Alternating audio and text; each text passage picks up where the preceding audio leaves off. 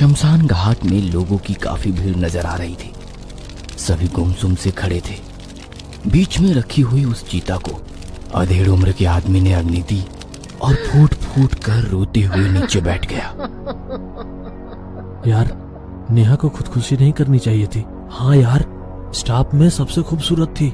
इतनी खूबसूरत लड़की अपनी जान दे दे तो अच्छा नहीं लगता यार। उस मरी हुई लड़की के साथ काम करने वाले आपस में बातें कर रहे थे। सामने धू धू करके चिता जल रही थी। 4 दिन बाद रात के करीब 10 बज चुके थे। निखिल एक पुराने कुएं की जर्जर हुई दीवार के ऊपर खड़ा था। किसी को मोबाइल से वीडियो कॉल करते हुए निखिल ने एक नजर उस गहरे कुएं में डाली। कुएं के अंदर का पानी बहुत नीचे स्तर पर होने के कारण रात के सन्नाटे में कुआं कुछ ज्यादा ही डरावना लग रहा था। कॉल रिसीव हुआ। रिया, मैंने तुमसे कहा था ना, अगर तुमने मेरे प्यार को ठुकराया तो मैं अपनी जान दे दूंगा। देखो इस गहरे कुएं को।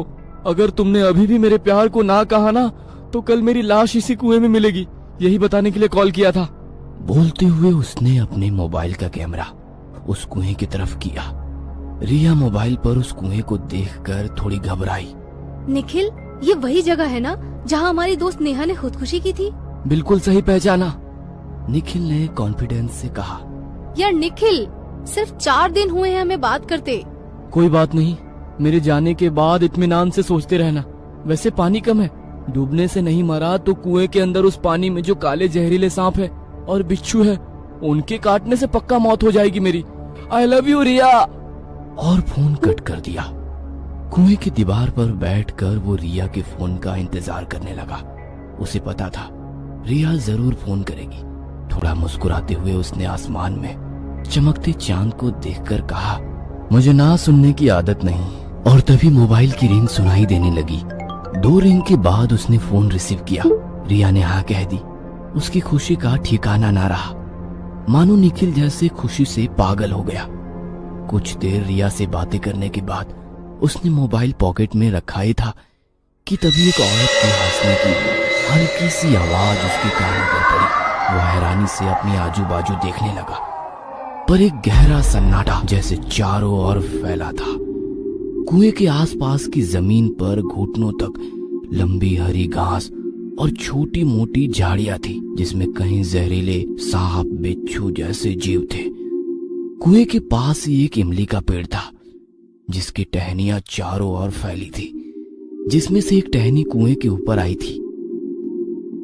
आसमान में थोड़ी ऊपर आया पूनम का चांद बादलों के पीछे धीरे धीरे छुपने लगा। वैसे उसके दिल में बसा एक अजीब सा डर उसके चेहरे पे छलकने लगा।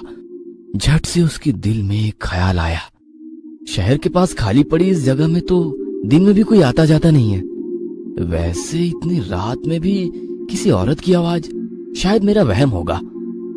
उसने अपने दिल को समझाया ही था कि तभी दोबारा वही आवाज उसके कानों पर पड़ी और इस बार उसने हर एक शब्द साफ साफ सुना।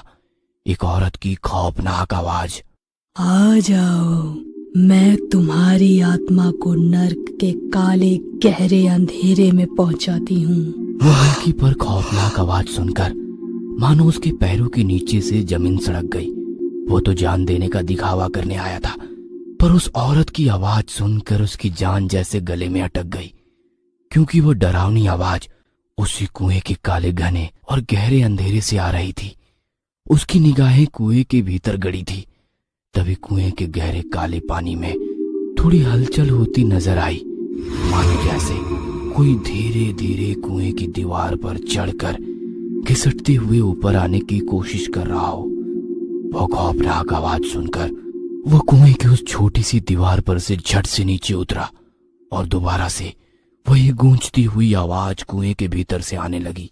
आ जाओ, मैं तुम्हारी आत्मा को नर्क के काले गहरे अंधेरे में पहुंचाती हूँ।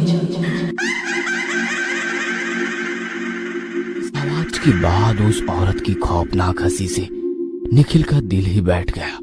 डर के मारे वही के कदम पीछे सरकने लगा, पर उसने अपनी डरी सहमी नजरें उसी कुएं की चौतरफा बनी छोटी सी दीवार पर गड़ाए रखी थी, पर वो हंसने की आवाज लगातार आ रही थी। उसे पलके झपकाने में भी डर लग रहा था। अगले ही पल उसने देखा कि कोई उसी कुएं की छोटी दीवार की दूसरी तरफ से झांक रहा है। शायद एक औरत जिसके सर के काले बाल साफ दिखाई दे रहे थे, सफेद माथे पर गहरा लाल कुमकुम का टीका और लाल अंगारों की तरह डरावनी आंखें। उस औरत का आधा अधूरा चेहरा देखकर उसकी रूह तक कांप गई। धड़कन इतनी तेज हो गई कि जैसे सीना फाड़ कर दिल बाहर निकल जाए, इस तरह से धड़क रहा था। डर की मारे धीरे धीरे पीछे सरकते हुए एक पत्थर से पैर फिसला और वो जमीन पर गिर गया। जमीन पर गिरते ही उसकी दहशत भरी नजर कुएं से झांकती उस औरत को देख रही थी। वो नजारा देख निखिल जैसे तैसे गिरते पड़ते वहां से भागने लगा। जितना तेज हो सके, जितनी ताकत से हो सके और जितनी दूर हो सके वो भागने लगा। पीछे से उस औरत की चीखती हुई आवाज और हंसी धीरे धीरे कम होने लगी। लगातार तेज दौड़ने की वजह से उसके दिल की धड़कन तेज हो गई थी। हाँफते हुए अपने दोनों हाथ घुटनों पर रखकर सांस लेने लगा। अब उसे कोई आवाज नहीं सुनाई दे रही थी। आवाज थी तो रात के कीड़ों की। सांस थोड़ी सामान्य होते ही उसने पीछे देखा और वो नजारा देखकर जैसे दिमाग फटने लगा हो, क्योंकि वह उसी कुएं के चौतरफा बनी छोटी सी दीवार पर ही खड़ा था।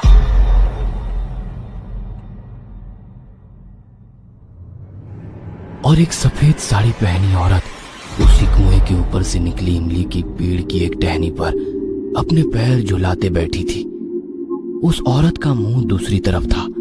उसके काले घने बाल लंबे पीठ से होते हुए नीचे कुएं की तरफ पहुंचे थे, पर उन बालों से कोई लटक रहा था, जैसे वे बाल किसी की गर्दन में फंदे की तरह फंसे थे। डर भरी नजरों से वो देखने की कोशिश कर रहा था, पर कुएं के भीतर अंधेरा होने के कारण कुछ साफ नजर नहीं आ रहा था। निखिल की नजर दोबारा उस औरत पर पड़ गई।